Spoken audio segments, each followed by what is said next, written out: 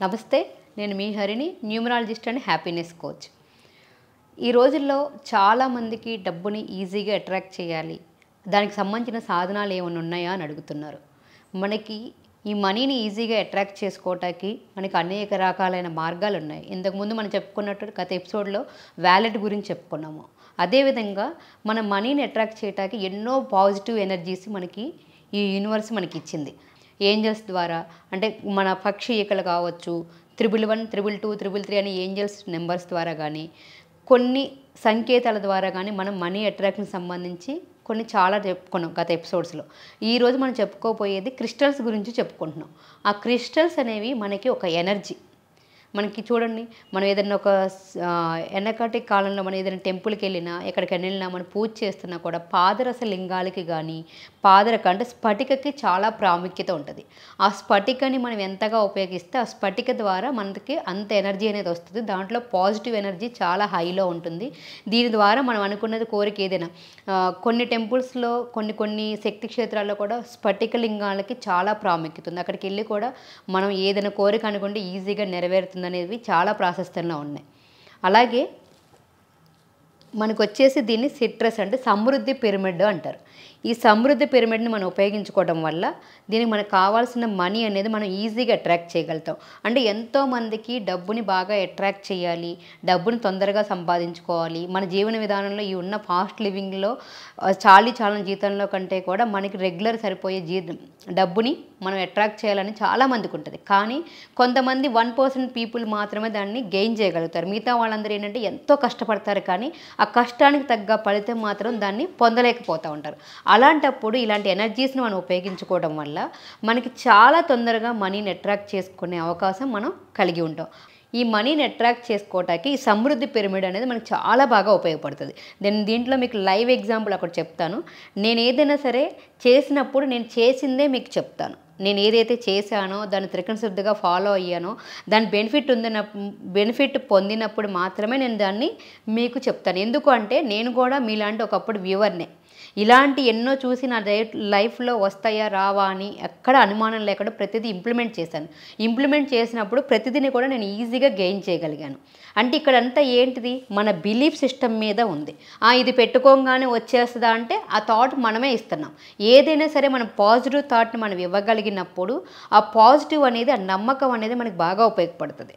ఈ నమ్మకంలో నేను ఈ సిట్రస్ తీసుకొచ్చాను, మా ఇంట్లో పెట్టుకున్నాను. ఇది చూడంగానే ఏమనుకున్నారు, డబ్బులు ఈజీగా అట్రాక్ట్ చేస్తుంది, దీంట్లో ఉపయోగపడుతుంది అంటే ఓకే, ఎట్లా, దీన్ని ఎంత కాస్ట్ అనేది పక్కన పెట్టేస్తే తెచ్చుకున్నాను. తీసుకొచ్చి నేను బీరువాలో పెట్టాను.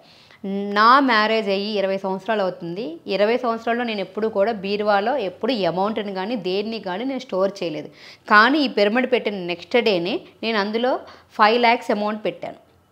ఎందుకు, ఎలా పెట్టగలిగానంటే దీంట్లో ఇది మనీ అనేది అట్రాక్ట్ చేస్తుందా లేదా అనేది చిన్న ఎగ్జాంపుల్ అనమాట.